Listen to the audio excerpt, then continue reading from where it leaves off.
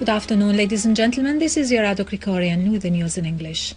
Russian Foreign Minister Sergei Lavrov, during a press conference held in Brussels, following a conference between the Russian Council and NATO members, expressed hope that NATO commit itself to international law, taking into consideration the dangerous situation in Syria. Lavrov pointed out that Russia and NATO signed a statement regarding Syria's chemical weapons, in addition to discussing the Iranian nuclear file, which will be finally closed and put under international supervision. For his part, NATO Secretary General Fogh Rasmussen stressed that the only solution in Syria is a political one based upon dialogue and Geneva I principles of June 2012, adding that the two sides discussed the preparations underway for holding Geneva II conference.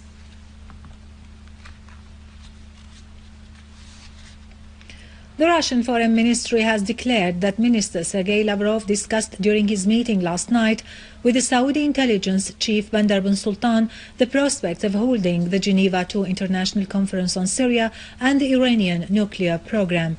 The Russian Foreign Ministry said both sides discussed the developments of the situation in the Near and Middle East, including the crisis in Syria, the Geneva II Conference and the Iranian nuclear program, emphasizing the need to solve critical regional issues on the basis of respecting the UN Charter and international law principles. The Foreign Ministry said reference was made to the prospects of this Russian-Saudi relations and the need to continue bilateral political dialogue in various levels. Russian presidency spokesman Dmitry Peskov had earlier said that President Vladimir Putin yesterday met bin Sultan and discussed with him the situation in Syria in light of the preparations made for the Convention of Geneva II. Russian Foreign Ministry's envoy in the field of human rights, Konstantin Dolgov, called for the release of the nuns who were kidnapped 2 days ago by an armed terrorist group in the monastery of Martaqla in Ma'lula of Damascus countryside. Dolgov emphasized the need to clearly condemn the abduction of the nuns.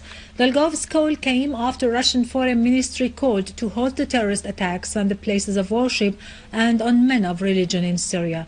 For its part, the Patriarchate of Moscow and the rest of Russia condemned the abduction of the nuns from the monastery of Martaqla, describing it as a barbaric crime.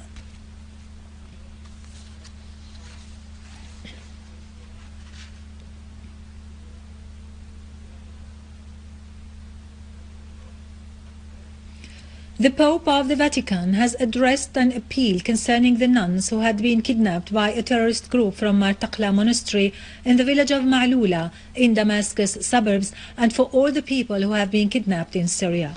During the public gathering at St. Peter's Square, Pope Francis said, "We are praying for the sisters and all the people who have been kidnapped because of the conflict. Let's continue the prayers and the work for peace."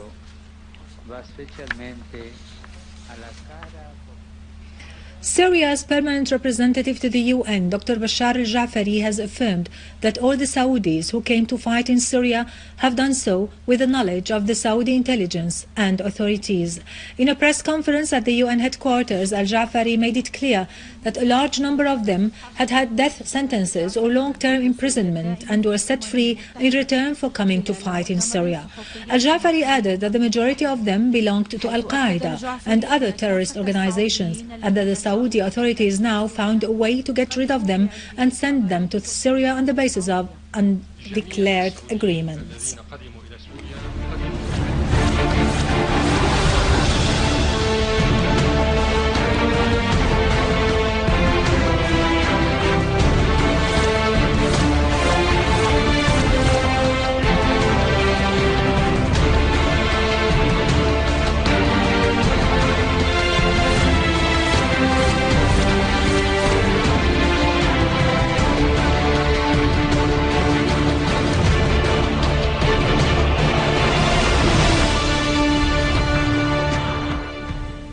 Welcome back. 17 people have been killed and 30 others injured following a terrorist attack with missile shells at Al-Furqan and the Meridian residential neighborhoods in the city of Aleppo.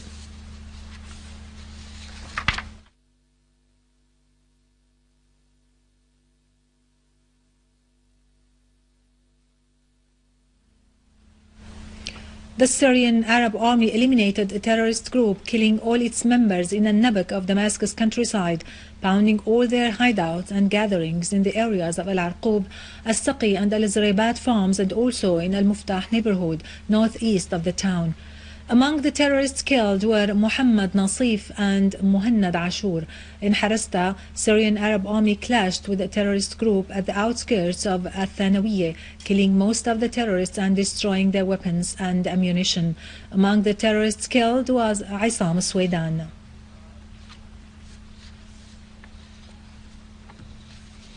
Units of the Syrian Arab army eliminated the members of an armed terrorist group by an ambush during an infiltration attempt into Tishreen power station in Damascus suburbs.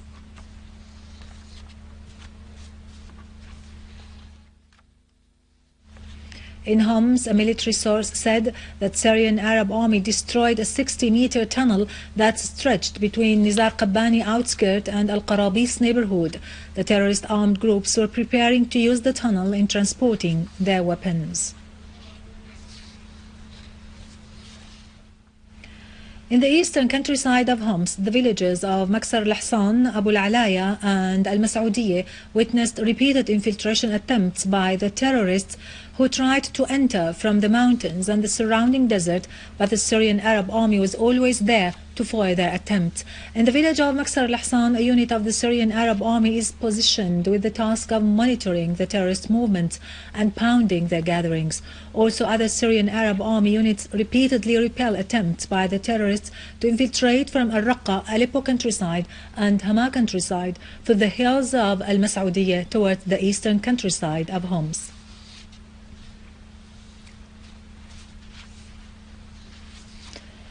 The Hama Ma'arret and Nu'man road is a strategic axis the terrorists have often tried hard to take control of but failed. The road has witnessed violent battles the Syrian Arab army has waged to clear Syria of terrorism. Many Jabhat al-Nusra members have been eliminated on that road. However, some terrorist groups are still to be found in the western sector of the town of Morak as ongoing battles continue in the area. Meanwhile, normal movement of citizens is observed in the eastern district. On the other hand, traffic and civilians movement has been active in Khan Sheikhoun after being cleared of terrorists. In Idlib, the authorities seized a store in a basement at Ar-Ra'id Mall in which large quantities of various kinds of medicine were hidden and intended to be delivered to the terrorists. The mall owners were covering up by selling accessories for women.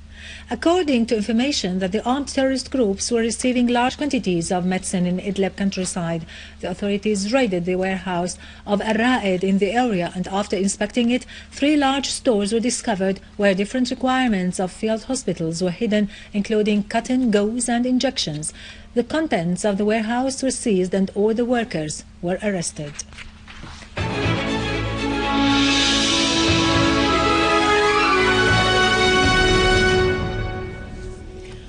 Hezbollah party announced that one of its leaders, Haj Hassan Hillo al-Laqis, was assassinated last night in front of his house in Saint Therese area in Al-Hadath in Beirut while coming back from his work. A statement issued by Hezbollah media office held Israel directly responsible for the assassination, as the Israeli Mossad had tried unsuccessfully to assassinate him before. The statement pointed out that the Israeli enemy must be held accountable for the crime, adding that martyr al-Laqis has spent his youth and rest of his life serving in the resistance, as he offered one of his sons a martyr during the Israeli war against Lebanon in 2006. In the latest developments in Tripoli, the Lebanese army was deployed in the main streets, side roads and the intersections of the city. The army also carried out several raids. In the morning, life returned to normal in Tripoli as several shops and businesses were open, while schools and universities resumed their work in most of the areas.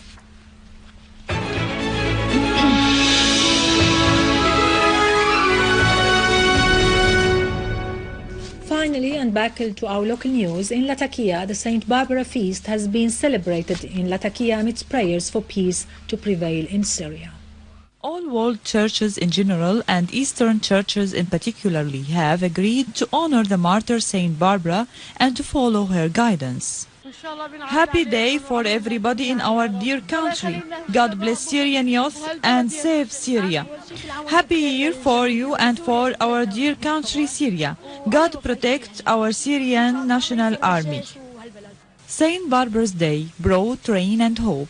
All Syrians are waiting for peace eagerly to come back to the Syrian land. We are an optimistic people. We like joy in all circumstances. This helps Syria to be strong. Congratulations for all Syrians. I like to say I wish the coming days to be better. Happy year for everybody in Syria. God bless Syria. Happy year for everybody in our dear country Syria. Joy should be existed and we should challenge all difficulties because without joy and happiness we cannot go on. In spite of the huge sadness that prevails in Syria, Syrian people are trying to snatch some joy and happiness. Saint Barbara's Day is a chance to remember a peaceful life that has been the title of Syria. For the English news, the Syrian channel, Ranim al-Basha. With this, we end our news for today. Thank you for watching. For more details about Syria and the region and to view this bulletin again, you can always visit our website in English, syriaonline.sy. Now to latest business market news with Nariman Qassam, but after a short break.